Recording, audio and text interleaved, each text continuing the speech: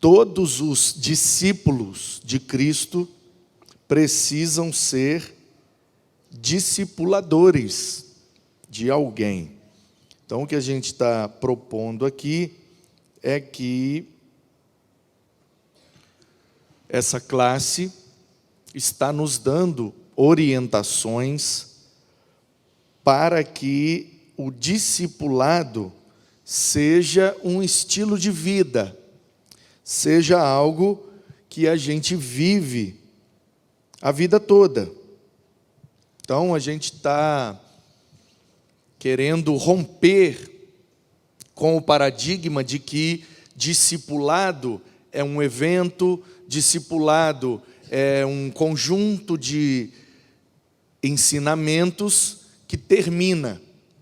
Vou pegar aqui uma literatura, né, um livro, uma revista, um material, vou sentar com algumas pessoas que estão no início da sua caminhada cristã, vou ensinar aquelas coisas que não são tão básicas quanto a classe de batismo, mas também não são tão avançadas, é só ali aquele segundo degrau, né? Então, existe aquele outro paradigma que aí já é, né, como é que eu vou dizer? Mais inadequado ainda, que é entender que o conteúdo da classe de batismo já é o discipulado. Então, é mais ou menos essa a progressão desse assunto.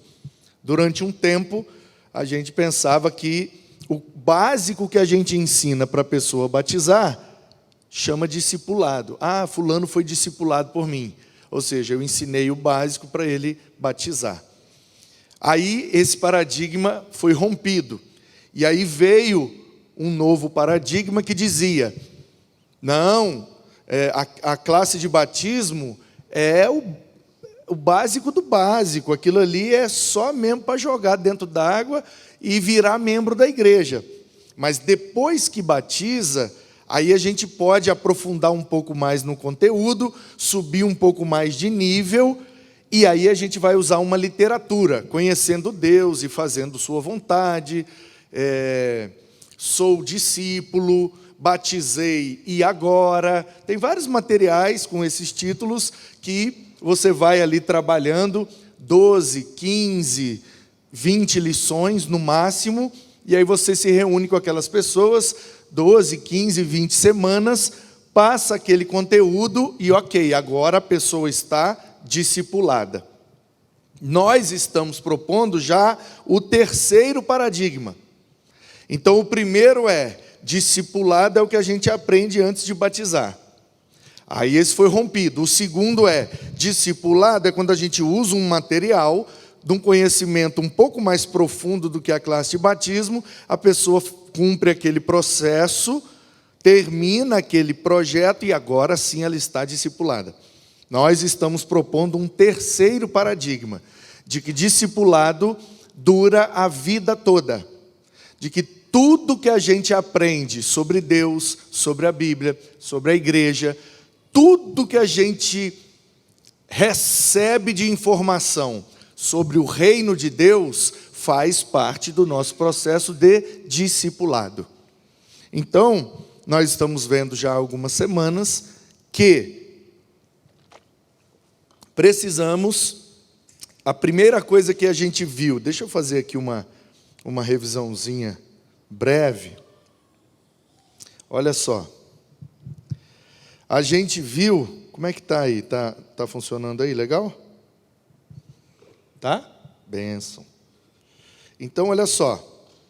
A gente viu que, primeira coisa, vamos recapitular, né? Então, primeira coisa que nós vimos sobre essa quebra de paradigma. Discipulado é o que a gente aprende para batizar. Segundo, discipulado é um pouco mais profundo, usando algum material que a gente começa e termina. E agora, estamos propondo um novo paradigma de que discipulado é o processo que dura a vida toda de um discípulo de Cristo. E, além de eu precisar ser discipulado o resto da minha vida, eu também preciso ser um discipulador. Então a gente está percebendo aqui, nesse estudo, que com respeito ao discipulado, ou a gente faz,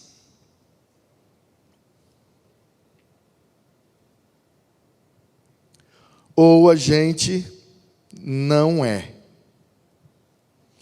O que eu estou querendo dizer com isso? A ordem de Jesus foi indo, pregando, fazendo discípulos de todas as nações, batizando e ensinando todas as coisas que vos tenho falado. Deixa eu abrir o texto para você conferir comigo se é exatamente assim que está lá. E a gente viu esse texto de forma detalhada e a gente percebeu aqui algumas orientações, né? Algumas orientações mesmo de Jesus. E a gente às vezes não repara na forma como a frase foi falada. Então, portanto, vão. Então não tem como fazer discípulos sem ir. Não tem como eu ser discipulado se eu não for. E não tem como eu discipular ninguém se eu não for. Tem que ir. Fazer o quê? Discípulo.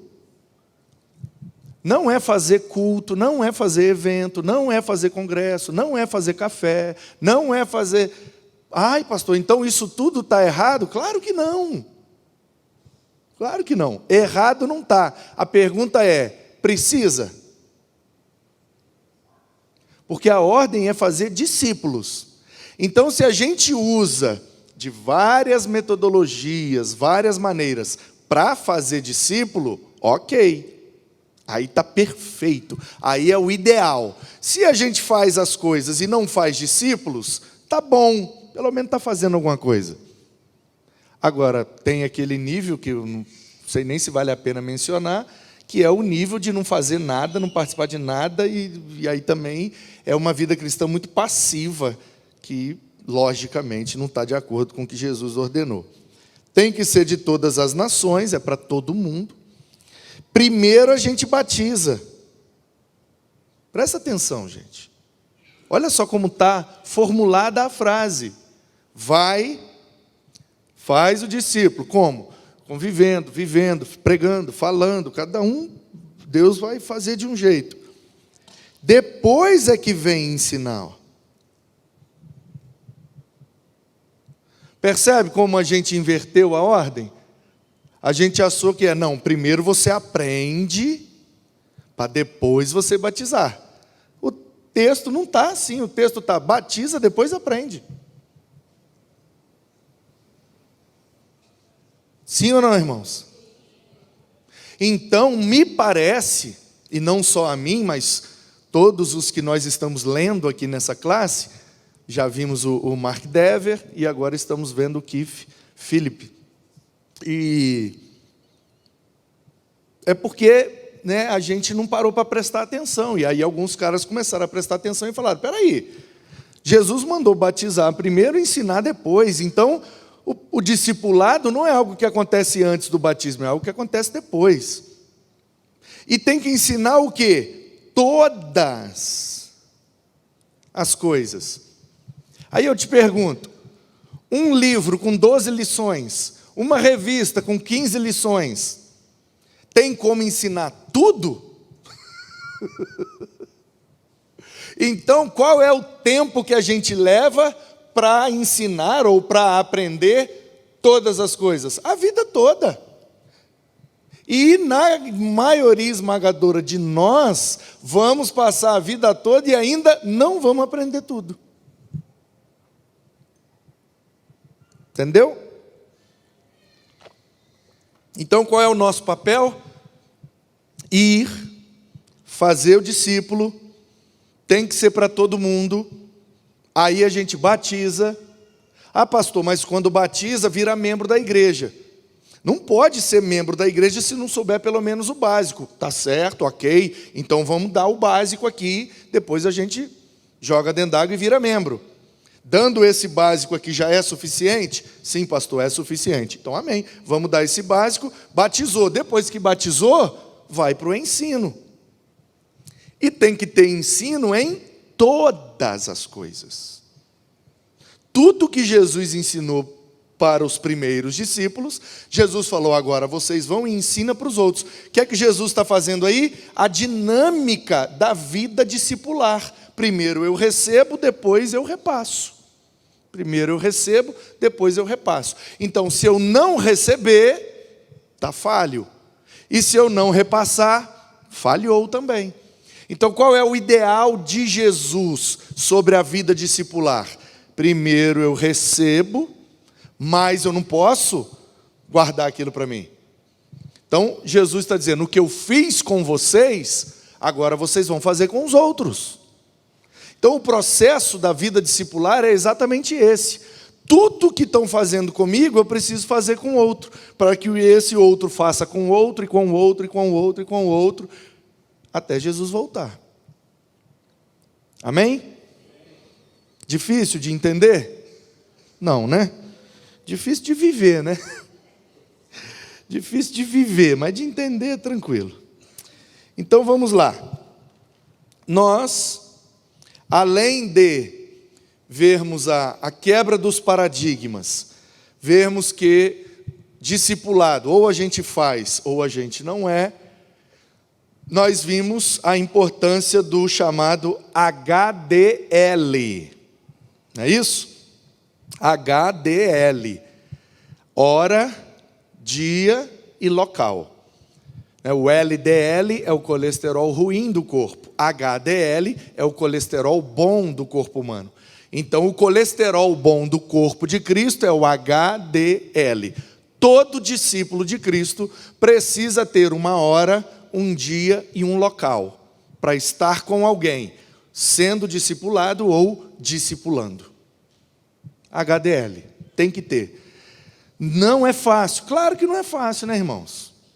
Claro que não é fácil, mas a gente precisa tentar, a gente precisa insistir, a gente precisa persistir. Ai, fulano marcou e não foi. Ai, desmarcou, marca de novo. Ai, adiou, mas remarca, e remarca de novo, e vai, e vamos. Uma hora esse negócio funciona. Tem que fazer, irmãos, tem que fazer. Como Paulo disse: amados irmãos, sejam firmes, constantes, sempre abundantes na obra. Não vai ser fácil, mas se a gente for firme, constante e abundante, ou seja, fazer o que é certo, fazer sempre e fazer mais do que o necessário, uma hora funciona. Uma hora funciona. Semana passada, por exemplo, o meu HDL com alguns meninos, no assunto da pregação, que eu estou ensinando sobre pregação para alguns meninos aqui. Sobre homilética, as ferramentas, né? Tudo que a gente usa para nos ajudar na pregação, eu estou passando para eles. Porque uns vão pregar em agosto, mês da juventude, outros vão pregar em outubro, mês das crianças. A gente já está preparando eles.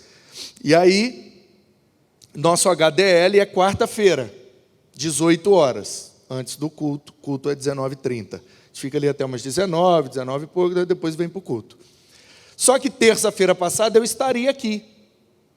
E eu tinha uns atendimentos, mas a minha agenda ficou livre. Eu teria uma reunião às 7h30 e o último atendimento foi às 5. Seria às 5, né? Terminaria às 5. Falei, eu vou ficar aqui na igreja à toa, de 5 às 7h30. O que eu vou fazer? Eu vou para casa, sentar, assistir um negócio, depois eu volto às 7h30 para a reunião. Não, eu já estou aqui mesmo. Aí eu disparei a mensagem para a turma da pregação.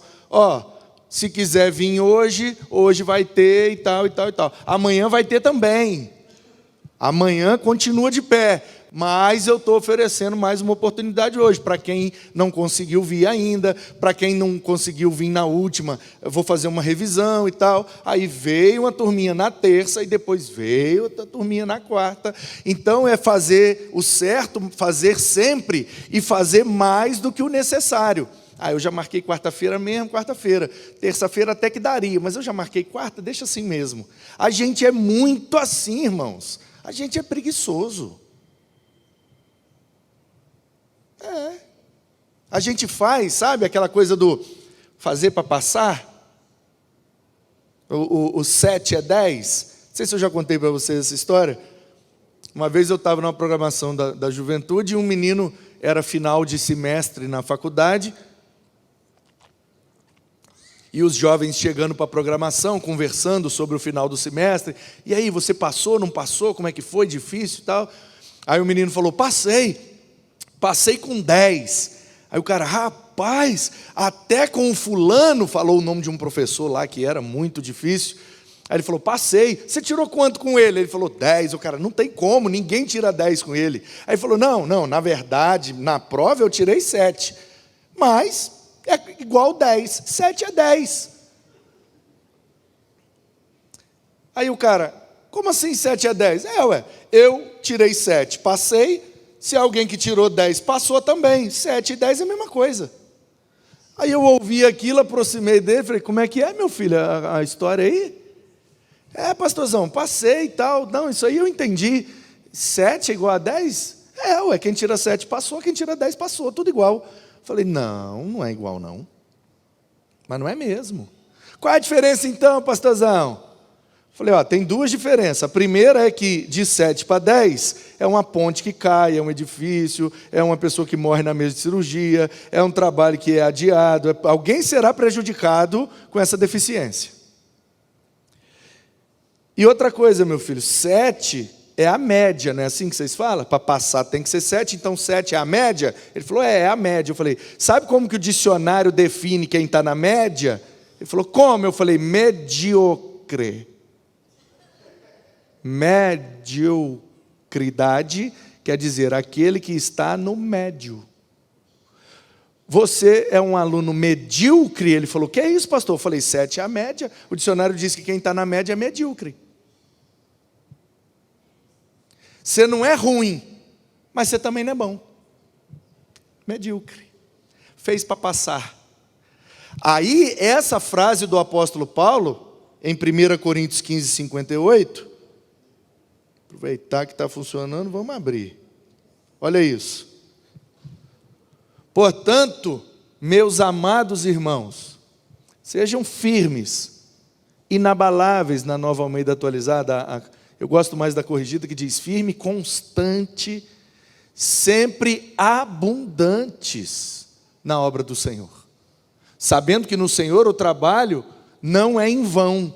Quando que o nosso trabalho não é em vão? Quando a gente faz de forma firme, constante, sempre abundante. Fazendo o que é certo, fazendo sempre e fazendo mais do que o necessário. Ou seja, a gente pode até tirar 7, mas o nosso foco, o nosso esforço, a nossa meta tem que ser sempre o 10. Porque o nosso Deus merece a nossa excelência. É isso que Paulo está falando. Porque os irmãos de Corinto, eles eram meio assim, sabe? Fazia para passar. Tá bom. Reúne aí, come um pão, mas ninguém se entende, uma confusão danada. Mas tá tudo bem, Paulo. Tudo bem nada. Tem que consertar isso aí, tem que fazer direito. E aí, depois de vermos a quebra do paradigma, a importância do HDL, a gente viu o livro do Mark Dever, daquela série de livros chamada 9 Marcas de uma Igreja Saudável. Uma das 9 marcas é o discipulado. Discipulado nessa perspectiva, de que todos os discípulos precisam ser discipuladores, e o discipulado é um processo que dura a vida toda. Essa é a proposta do Mark Dever. Ele está propondo que uma igreja só é saudável quando ela tem essa marca. São 9. Uma das 9 é: os membros dessa igreja vivem num processo discipular. A vida toda eles estão sendo discipulados e eles estão discipulando alguém. E aí a gente aprendeu muita coisa legal com o Mark Dever.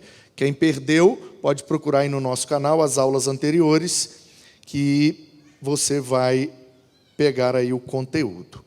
Então, na aula passada, nós terminamos o Mark Dever, passamos para esse livro do Keith Phillips, que a gente vai terminar hoje, e na próxima aula a gente vem com mais um novo livro. A ideia é que a gente tenha aí pelo menos uns 5, 6 livros que a gente vai aprender para ampliar bastante o leque desse conteúdo sobre discipulado. Então, nós estamos vendo aqui o índice, sumário do livro, e aí a gente viu isso daqui na aula passada. Então, o Keith está propondo, em primeiro lugar, o que é discipulado. Então, ele apoiou essa resposta nesses dois aí subtópicos, né? Ele tocou nesse assunto para responder a pergunta, o que é discipulado? E aí a primeira coisa que ele faz é diferenciar discípulo de convertido. Porque a gente tem aquela diferenciação de convertido e convencido.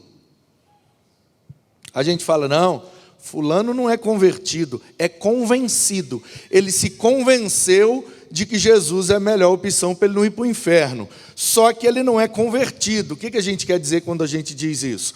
Ele não demonstra pelos seus atos que foi verdadeiramente regenerado, que nasceu de novo, de fato. Ele é convencido. Existe a diferenciação do convencido e do convertido. A proposta do Keith existe uma segunda diferenciação entre o convertido e o discípulo. Porque o processo o céu está lá, o inferno está lá.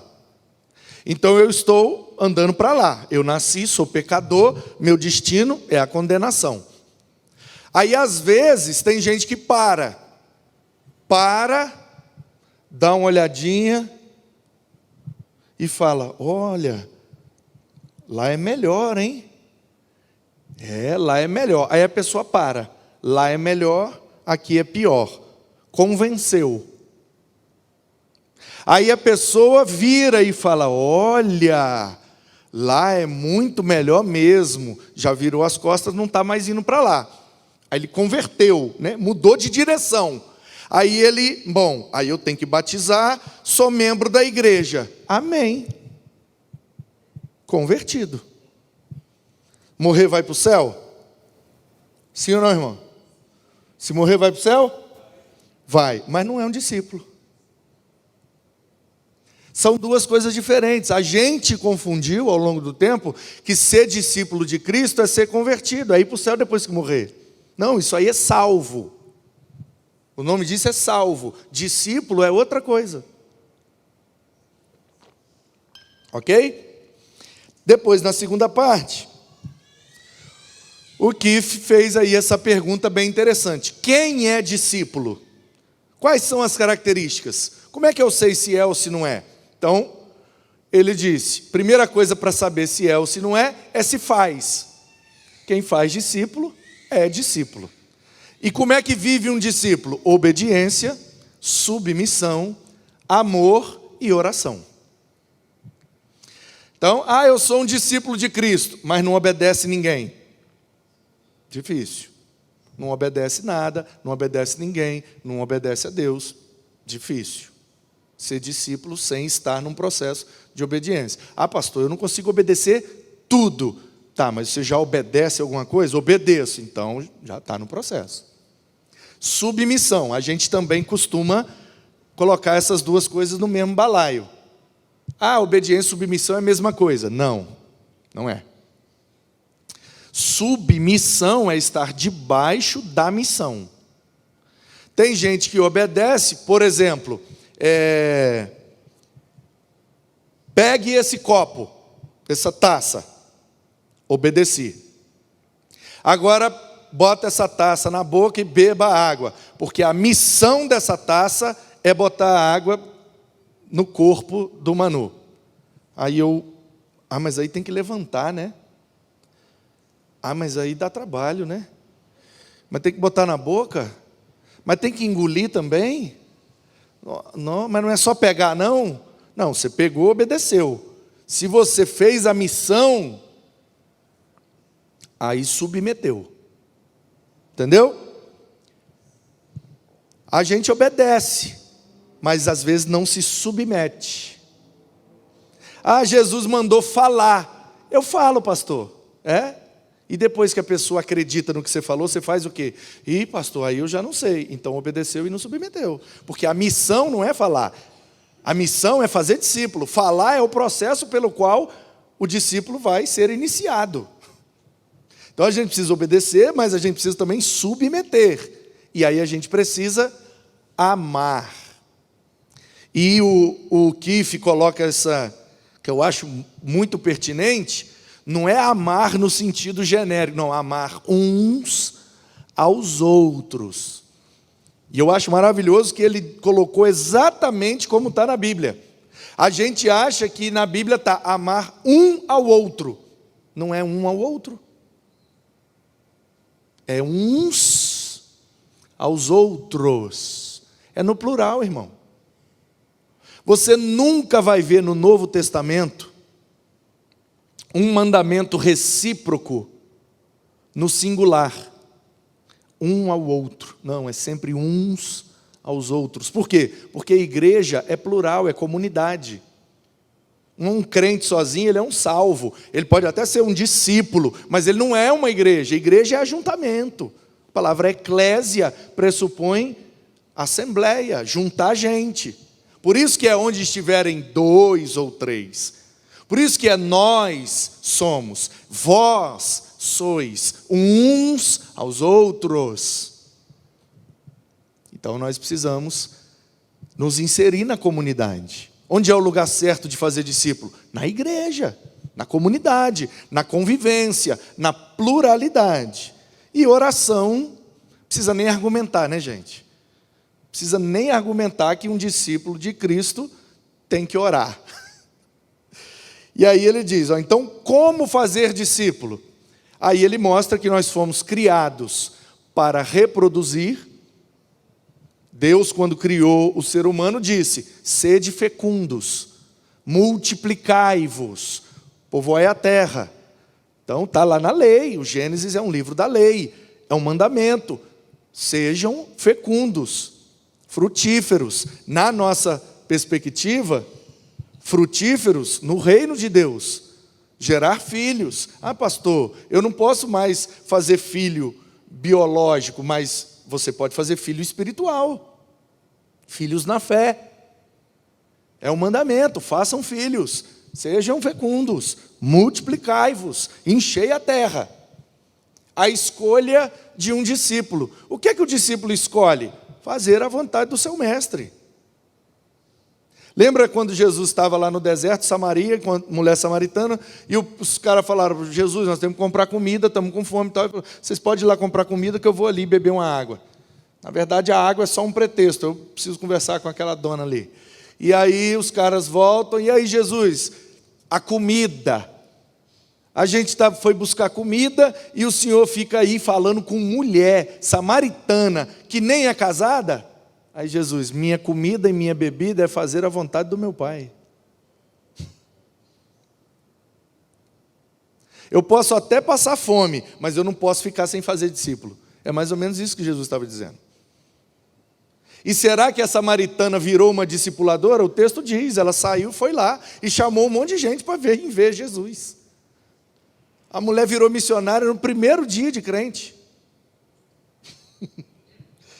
O discipulado é relacional. Ficou relacionai ali? Relacional. É porque era um L, né? E confundiu com um I. Relacional.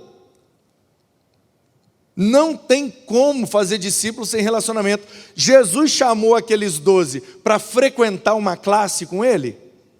Jesus chamou os 12 para quê? Para conviver com ele. Vem comigo.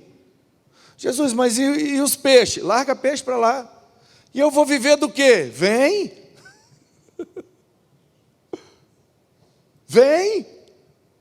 Mas Jesus, mas meu barco, minha rede, vamos pescar gente.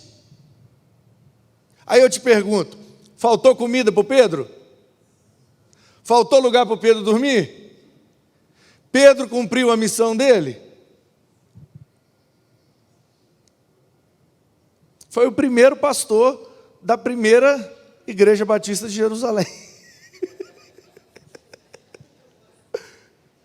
Porque quem que pregou a primeira mensagem que teve aquele primeiro batismo lá? Não foi ele? Ele virou a referência, irmão. Se você converte e batiza, a pessoa que pregou, a pessoa que te batizou, não vira sua referência? Então, ainda que não tivesse esse cargo, Pedro foi o primeiro pastor da igreja de Jerusalém. Faltou alguma coisa? Nada. Faltou nada. O Paulo, rico, de Tarso, do Sinédrio, fariseu, aluno do Gamaliel, largou tudo. Largou tudo, foi para Antioquia da Síria, ficou lá aprendendo a ser crente, depois saiu de lá, rodou num monte de lugar, e aí rodou de novo, aí deu treta, ele voltou em Jerusalém, resolveu a treta, e rodou de novo, e foi preso, e foi para Roma, e faltou. Paulo morreu de fome, Paulo morreu de necessidade, Paulo morreu de quê? De perseguição. Paulo foi assassinado, Paulo não morreu porque Deus desamparou ele. Ele morreu, aqui ó, morreu obediente, submisso, amando e orando. O problema é que a gente tem medo, né, irmãos? Ai, mas será que vai dar certo? Mas será que Deus vai garantir mesmo? Mas será que Deus vai sustentar mesmo? Ai, meu Deus, é normal, faz parte da nossa natureza humana. A gente tem dúvida, a gente fica... É normal. O próprio Pedro titubeou. Não, eu não conheço esse cara não. Pedro, tu me amas? Amo. Tu me amas? Amo. Pedro, não, o Senhor sabe de todas as coisas, então vai cuidar das minhas ovelhas. Olha esse texto, que interessante. João, é no final ali, né? Ó, depois de terem comido, Jesus perguntou a Simão Pedro: Simão, filho de João, você me ama mais do que esses outros me amam? Ele respondeu: sim, o Senhor sabe que eu amo. Aí Jesus: então, cuida das minhas ovelhas, apacente os meus cordeiros. Jesus perguntou pela segunda vez: Simão, filho de João, você me ama? Sim, Senhor, eu amo. Então pastorei minhas ovelhas. Pela terceira vez Jesus perguntou: Simão, você me ama? Pedro ficou...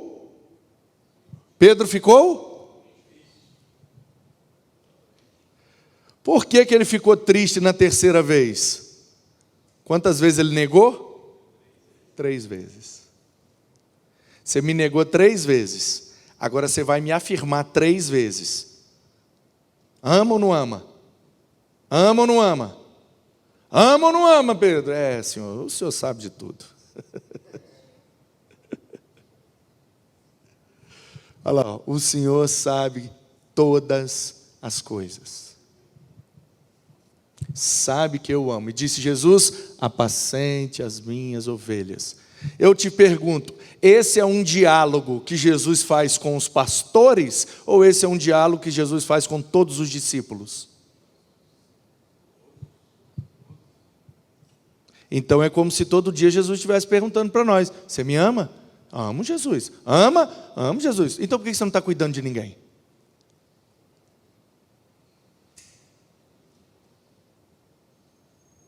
É Bíblia, irmão? A escola é bíblica. É Bíblia, sim ou não? Está difícil de entender? Agora, olha esse texto. Espera aí.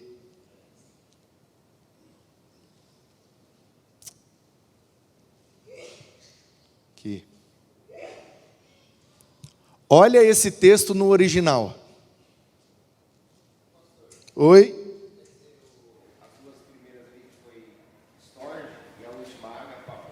Não, vou mostrar exatamente isso. Vou mostrar.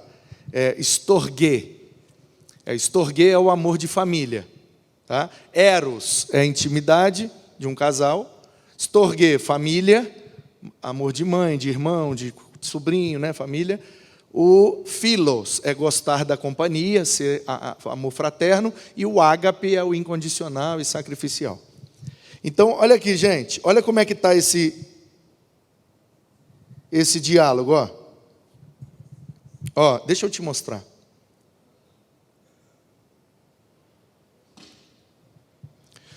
Olha lá, ó. Rute, on, eristesão, legen, né, o logo, aí falou com ele. Aqui, ó, Simoni, né, no grego. Tá vendo aí, Simone Caracini? Seu nome é o mesmo do Pedro. Sinto muito. A galera achou que era feminino, Simone, e botou, mas é Simão, em grego é Simone.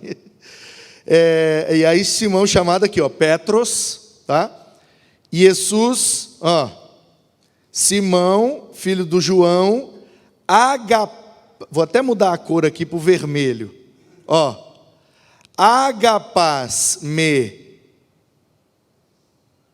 tá vendo lá, ó? Agapas me, você me ama com ágape. Aí o Pedro responde, e aí Pedro respondeu, filote.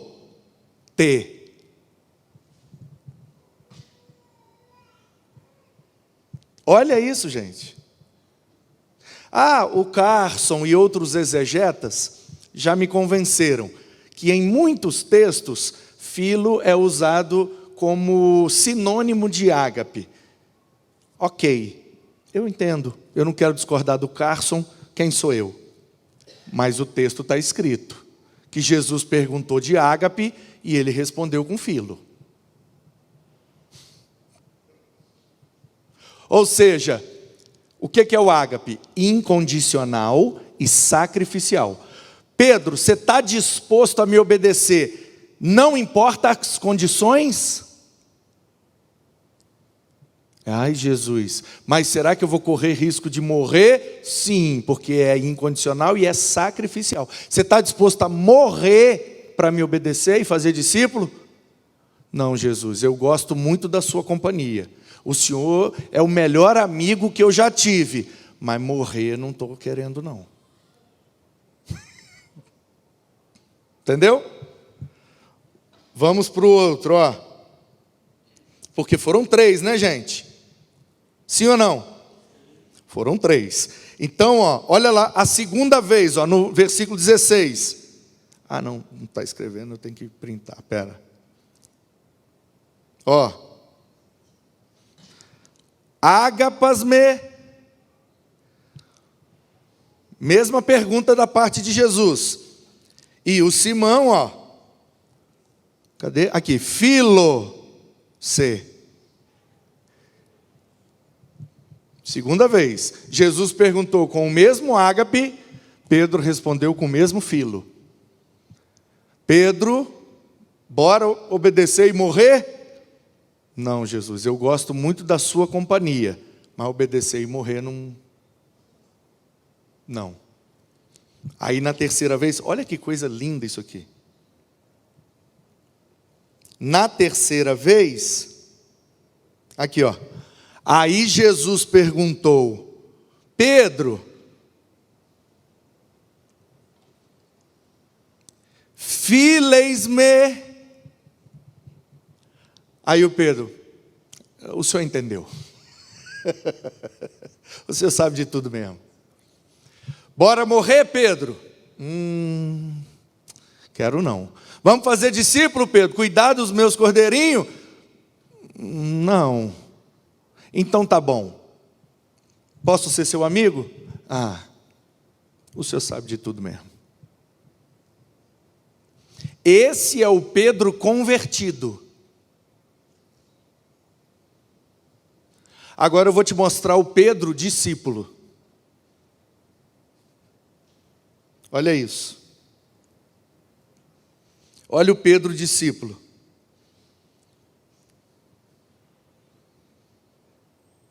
Atos. Pedro e João perante o Sinédrio. Você está lembrando o que aconteceu, né? Atos 2, Pentecostes, o Espírito foi derramado, 3.000 batismo, pronto. Inaugurou a primeira igreja batista de Jerusalém. Que no primeiro dia de organizada, já enviou membro para plantar outras igrejas num monte de lugar. Atos 3, Pedro e João estão subindo ao templo, 3 horas da tarde para orar, o paralítico está lá, sentado na porta formosa, porque 3 da tarde o sol batia naquela porta, ela era de bronze, ela brilhava, ficava bonita, e ali o pessoal entrava e ele estava lá pedindo esmola, o Pedro falou, não tem dinheiro, mas o que eu tenho eu te dou, em nome de Jesus anda. Aí ele pegou o cara pela mão, botou de pé, o cara ficou em pé, entrou no templo gritando, fez uma bagunça, era culto de oração, bagunçar o culto de oração era crime, levaram ele para a delegacia. Delegacia é o Sinédrio. Enquanto Pedro e João ainda falavam ao povo, chegaram os sacerdotes, o capitão do templo, os saduceus, ressentidos, porque os apóstolos estavam ensinando o povo e anunciando Jesus, prenderam Pedro e João, levaram para a cadeia, porém muitos dos que ouviram a palavra, creram. No dia seguinte, as autoridades, os anciãos, os escribas se reuniram, o Sinédrio, com o sumo sacerdote Anás, com Caifás, que era seu genro, que também era considerado sumo sacerdote, e colocaram os apóstolos e perguntaram, com que poder vocês fizeram isso? Pedro, cheio do Espírito, disse, autoridades do povo e anciãos, visto que hoje somos interrogados a propósito do benefício feito a um homem enfermo e do modo como ele foi curado, saibam os senhores todos e todo o povo de Israel que em nome de Jesus, a quem vocês crucificaram e Deus ressuscitou dentre os mortos, e seu nome é que está curando na presença de vocês. Esse Jesus é a pedra. Olha que legal. Tem uma turma que diz que Pedro é a pedra, mas o Pedro dizia que Jesus é a pedra. Tanto aqui quanto na sua carta, né? A pedra que vocês, os construtores, rejeitaram, mas ele virou pedra angular, ou seja, a pedra que sustenta a igreja. Não há salvação em nenhum outro, porque debaixo do céu não existe outro nome para salvar, é só Jesus. Ao verem, olha o Pedro discípulo, como é que é diferente do Pedro convertido. Ao verem a ousadia de Pedro e João, sabendo que eram homens iletrados e incultos, esses caras são pescador. Como é que eles estão falando bonito desse jeito? Cheio de intrepidez, parece até um fariseu pregando. Vendo que o homem havia sido curado, mandando sair do Sinédrio, discutiam entre si. Ô Pedro, João, vocês podem sair. Nós já ouvimos o que vocês têm para falar. Pode sair que nós vamos chegar a uma decisão aqui. Para que não haja maior divulgação entre o povo, vamos ameaçá-los. Chamando-os, ordenaram-lhe que de modo nenhum falassem nem ensinassem no nome de Jesus. Mas Pedro e João responderam, os senhores mesmo julguem se é justo diante de Deus ouvirmos antes aos senhores do que a Deus, pois nós não podemos deixar de falar das coisas que vimos e ouvimos. Quer matar? Mata. Eu não vou parar de falar. Deu para entender? Percebe a diferença do Pedro convertido? Se Pedro morre ali naquele diálogo com Jesus, ele ia para o céu, irmão. Mas ele não era discípulo. Ele foi aluno de Jesus, mas ele não estava colocando aquilo em prática. Depois que o Espírito é derramado, e ele cheio do Espírito, prega a primeira vez, batiza aquele monte de gente, ele fala, rapaz, Agora ninguém me segura. Pedro, mas e se te jogar na cadeia? Eu continuo fazendo discípulo. E se te levar no sinédrio? Eu continuo. E se te matar? Só matando, porque eu não vou parar. Então, queridos, um dos intuitos dessa classe é fazer você refletir sobre a sua posição no reino de Deus. Você é convencido, você é convertido, você é discípulo. Em que nível você está na sua relação com Deus? Existem algumas características que deixam evidente se a gente é convencido, convertido ou discípulo. Então, a dinâmica do discipulado é exatamente essa. Qual é a escolha de um discípulo? Fazer discípulos.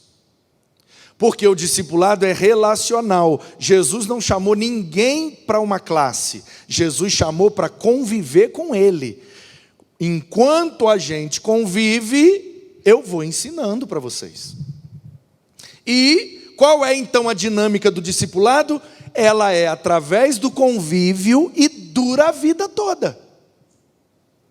O tempo inteiro. Você mandou uma mensagem no Zap, discipulado. Aquela pessoa está passando uma necessidade, o carioca. O carioca está lá internado, o Geraldo já está em casa, já visitei, a Edilene já está em casa, já visitei, Ione já está aqui com a gente, louvado seja Deus. Vários irmãos fizeram procedimentos cirúrgicos, a maioria está bem, graças a Deus. O carioca ainda não fez, teve alguma dificuldade lá no hospital, e ele está internado já tem alguns dias, e ainda não conseguiu fazer a cirurgia, mas ele está assistindo o culto, ele está assistindo EBD, estou falando com ele no WhatsApp, e eu mandei anteontem para ele um livrinho, em PDF, Deus está com você, do Max Lucado. Aí, carioca, dá uma lida nesse livrinho. Ele leu e me agradeceu. Ô, pastor, muito obrigado, Deus está comigo. Mas eu estou tranquilo, pastor, é isso mesmo, na hora certa, Jesus vai fazer. Estamos juntos, meu irmão, estamos orando por você. E a Eni está lá, e a gente está orando. E vamos falar com a Karina, vamos falar com o Rubão, e vamos dar palavras, e vamos enviar material, e vamos mandar versículo bíblico. Isso é a dinâmica do discipulado. É isso, irmãos. Aí eu vi um negócio, lembrei de uma pessoa, discipulado. Tal pessoa está com dúvida nessa área, eu descobri aqui um vídeo, um texto, um versículo que ajuda a responder aquela dúvida da pessoa. Vou mandar para ela aí, fulano, aquele negócio que você conversou comigo, dá uma olhada aí, eu acho que vai te ajudar. Discipulado. Discipulado. Relacionando, o que gosta? Eu vou visitar a Edilene, tem que levar uma coisa, eu vou visitar o Geraldo, é outra coisa. Deu para entender? Então a gente precisa viver nessa dinâmica. Qual dinâmica? O tempo inteiro tendo essa intenção. Por isso que a gente sempre diz que o discipulado precisa ser intencional. Qual é a minha intenção de ter um HDL aqui toda quarta-feira, às vezes também na terça, com os meninos para ensinar sobre pregação? Qual é a minha intenção? Fazer novos pregadores. Eu não sou ministro da palavra, então, se eu ficar aqui, seja qual tempo for, e quando eu morrer, sair, for embora, sei lá, o que é que vai me tirar daqui, por mim só no caixão, mas a pergunta é, passei esse tempo todo aqui, e quando eu me ausentar, eu deixei alguém preparado para ocupar meu lugar? Porque todo Moisés tem um Josué, todo Elias tem um Eliseu, todo Paulo tem um Timóteo. Se eu não deixar ninguém preparado para ocupar meu lugar, eu não fiz um bom trabalho, eu não fui discípulo. Por que eu não fui discípulo? Porque eu não fiz discípulo. Ai, pastor, mas a gente faz discípulo é para Jesus, não é para nós. Mas eu estou falando é para Jesus mesmo. Eu estou falando é para Jesus. Se eu ensinar uns meninos a pregar, ensinar eles a estudar, pesquisar, descobrir o sentido do texto e entregar esse sentido da melhor maneira possível para edificar a igreja, eu estou fazendo isso para mim? É para a igreja. E a igreja é o corpo de quem? De Cristo.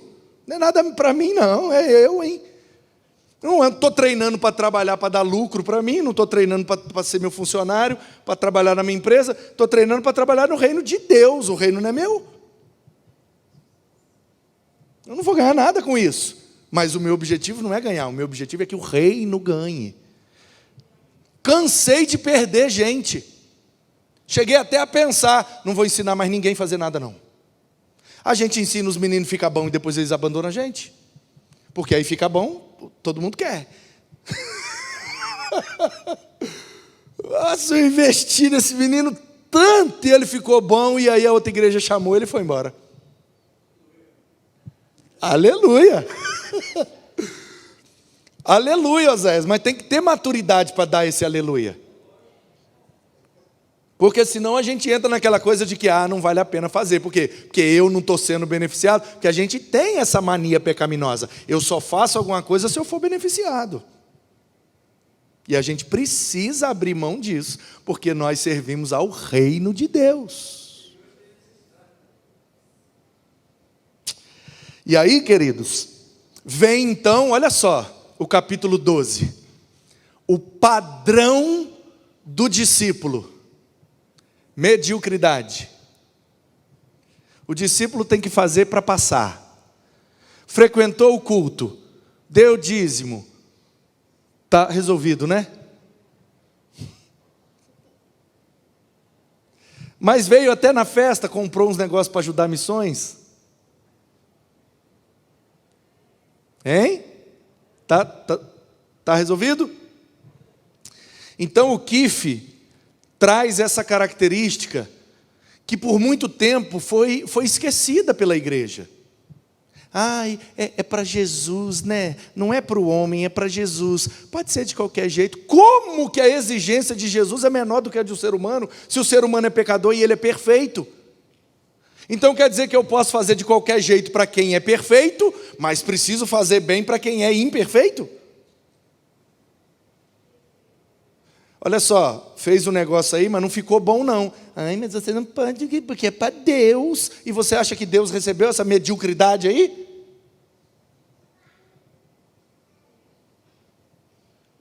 Vocês não lembram de Caim e Abel não, gente? Mas Deus recebe tudo de igual. É? Ó, quem está comigo aí? Olha isso.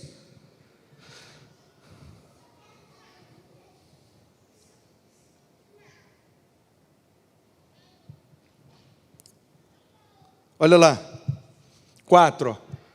Abel, por sua vez, trouxe das primícias do seu rebanho e da gordura das suas ovelhas. O Senhor se agradou de Abel e da sua oferta, mas de Caim e de sua oferta,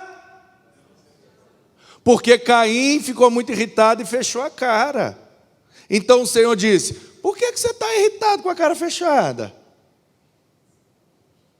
Se fizer o que é, não é verdade que será aceito?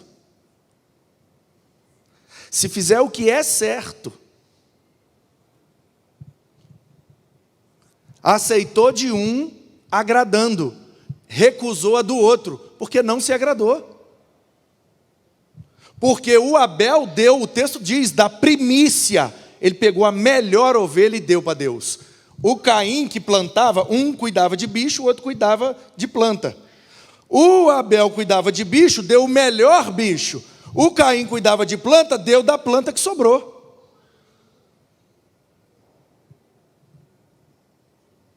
Gente, Gênesis 4.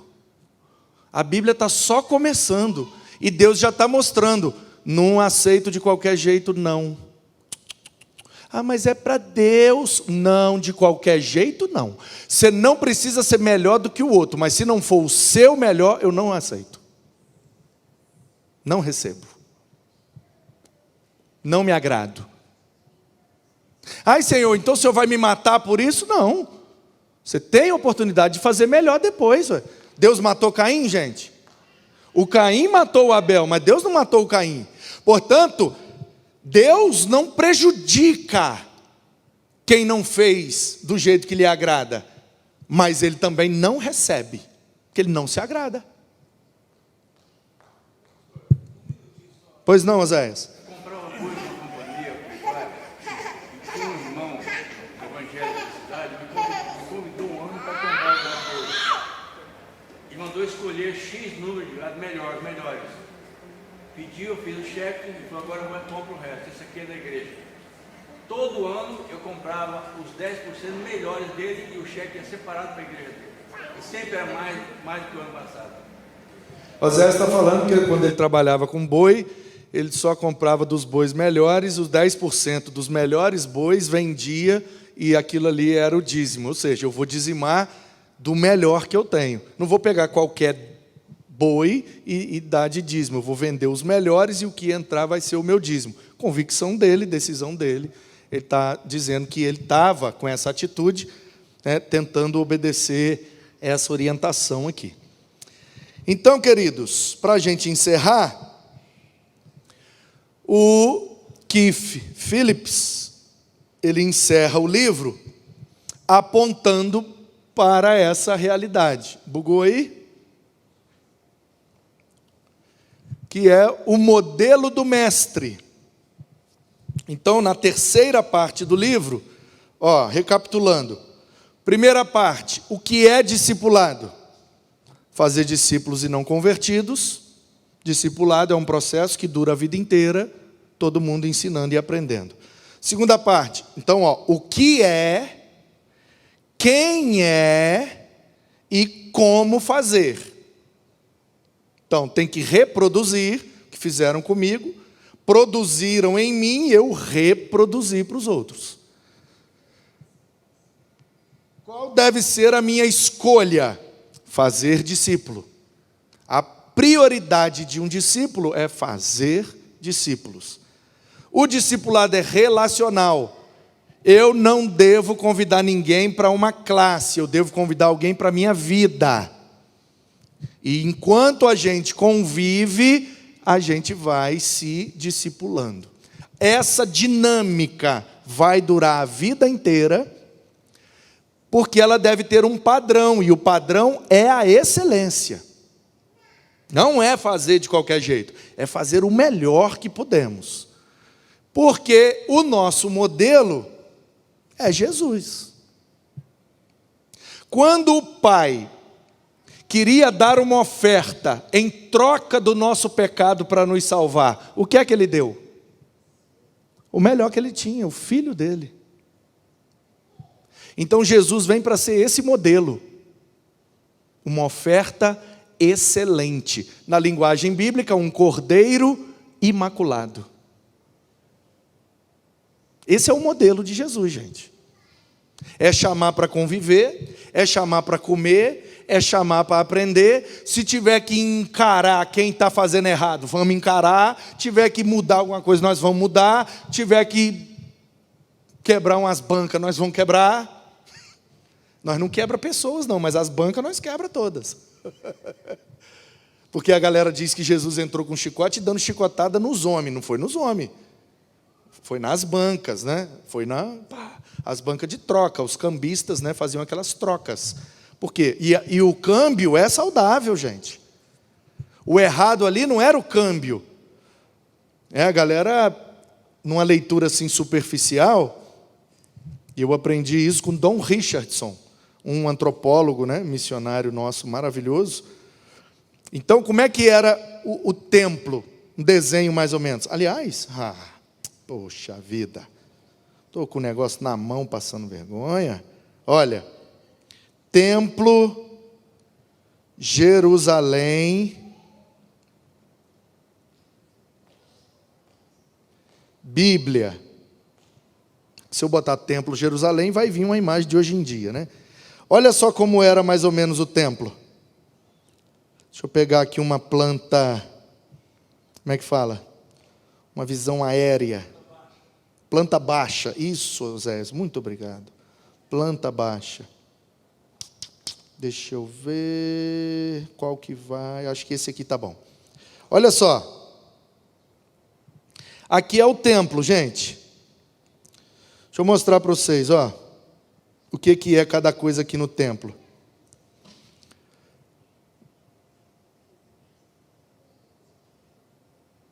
Ó, tá vendo aqui, ó? Portão principal, ali embaixo.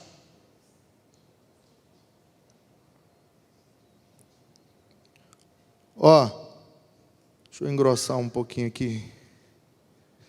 Tá dando para ver? Tá, né? Portão principal aqui, tá? Olha isso aqui, gente. O que é isso aqui? Uns buracos no muro. O que é aquilo ali? Hã? A Ione está perguntando se eram portas. Não, a porta é aqui, Ione. O principal, né? Porque aí você tem portas do lado de cá, você tem portas do lado de cá. Tá bom?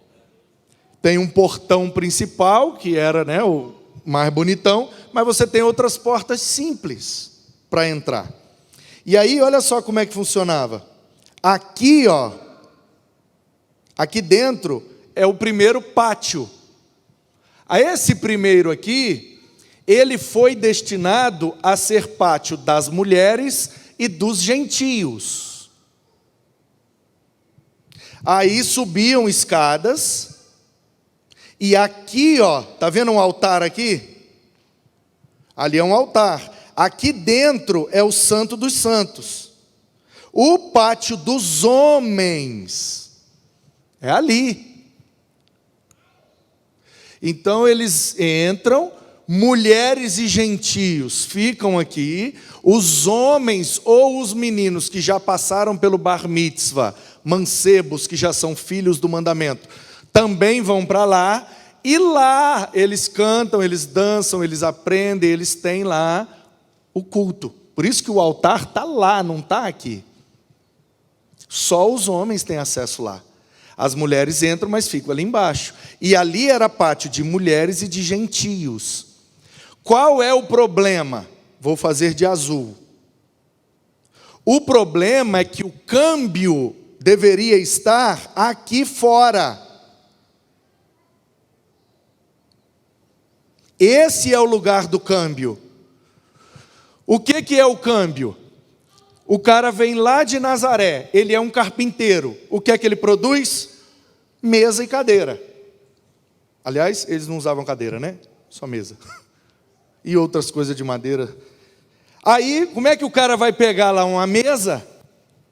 Ele é carpinteiro, ele vai trazer uma mesa, vai entrar no templo, vai deixar a mulher com as crianças lá embaixo, vai subir e vai entregar uma mesa para o sacerdote queimar no altar. Era assim que funcionava, gente? Podia dar mesa de oferta? Não. Só podia ser coisa viva. Quem falou isso? Deus.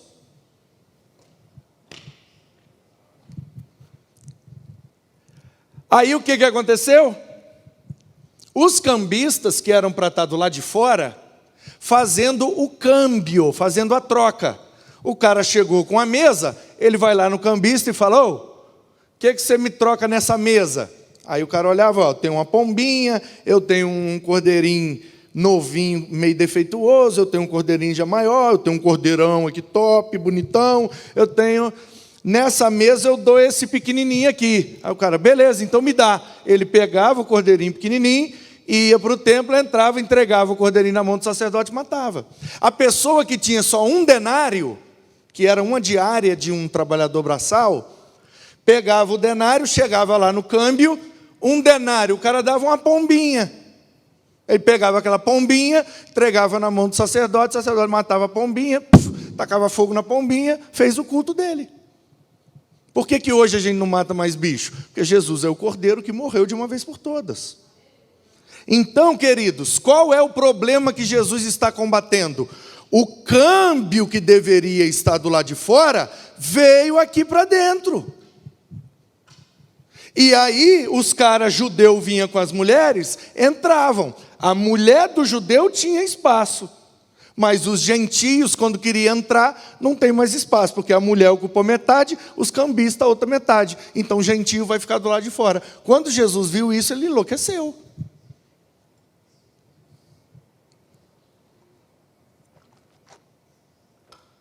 Enlouqueceu metaforicamente, você entendeu, né? Ficou irado, não ficou raivoso. Jesus não teve raiva de ninguém, tumói, mas ele teve orgis, a ira santa de que esse negócio precisa ser consertado. Não pode continuar assim. Como que os gentios não têm espaço no templo? Me mostra uma narrativa no Novo Testamento onde um gentio estava lá dentro? Só judeu e as mulheres. E os filhos de judeu. Então, às vezes a gente confunde, numa leitura superficial, que Jesus estava condenando o comércio no templo. O comércio é bom, serve para trocar. O cara que só tem um denário, ele troca por uma pombinha e vai fazer o culto dele. Aquilo ali é para dar acessibilidade, para todo mundo cultuar. Um problema é que levou o câmbio lá para dentro. E aí, levando lá para dentro, quem vai ficar do lado de fora? Você acha que judeu vai deixar a mulher dele do lado de fora, para o gentio ficar lá dentro? É ruim, o gentio vai ficar do lado de fora. Entendeu ou não? Lembra do eunuco da Etiópia? Gentio. Ele foi no templo e comprou um pedaço de Isaías e estava voltando lendo. Por que que ele conseguiu comprar? Porque quando Jesus expulsou os cambistas, os gentios voltaram a entrar. Ah, top, né? Ô, gente, não é top, não? Poxa, eu quase virando um mortal para trás aqui. E vocês? Top. Então, ó, estamos encerrados. Deus nos abençoe. Deixa eu ver se tem alguma pergunta aqui na internet. E se você tiver também aí uma pergunta, quiser participar de alguma forma, tá por ordem. Deus abençoe. Não falei? O primeiro a comentar lá é o Carioca, ele é fera.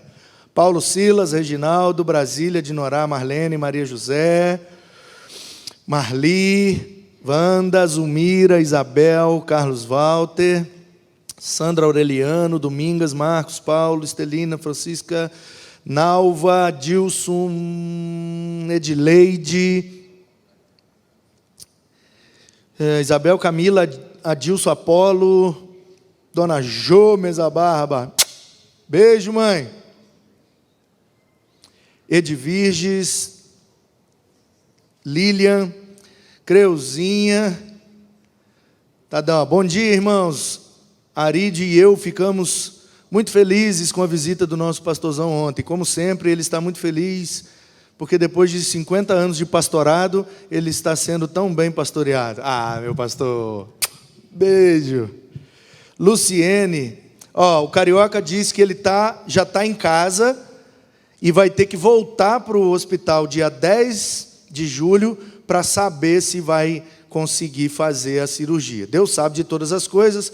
Quando estava tudo certo, entrou um paciente com um tumor e ele teve prioridade na cirurgia. Passou na minha frente, etc, etc. Vai voltar dia 10, 8 horas. Deus abençoe, Carioca. Então, estamos te esperando aqui hoje à noite, hein? Se o senhor conseguir vir, né? Coitado, ele está com uma situação na coluna muito difícil, está precisando dessa cirurgia. Deus abençoe. Pastor Leís, lá de Itaquá. Samuel... Eliette Alessandra, não tem nenhuma pergunta aqui no templo. Quantas perguntas nós temos?